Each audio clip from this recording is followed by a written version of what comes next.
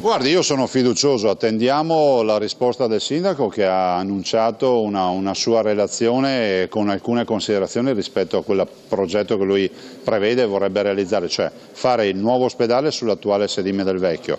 Noi abbiamo proposto di recuperare il vecchio ospedale per portarci 1000 posti letto, oggi ce ne sono 1400, e portarci ospedale, portare fuori il policlinico universitario, quindi portare fuori l'università, l'azienda ospedaliera che ha più infrastrutture di laboratori, di aule, e portarlo in un'altra sede, il che permetterebbe di aver riqualificata la vecchia area con un ospedale per i padovani di 1 migliaio di posti letto e soprattutto aver abbattuto tutto quello che è in più, cioè buttare a terra palazzine e altre robe, quindi lascia spazio a parcheggi e aree verdi. Quindi non siamo fermi?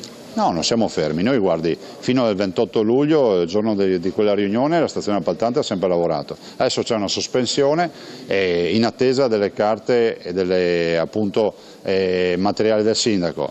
Definiamo la estiva, no? Delle vacanze. Ipotizziamo che i nostri tecnici siano andati in vacanza a turno e quindi perdiamo queste 2 o 3 settimane, ma poi si tornerà a lavorare e spero anche in sintonia con il Comune.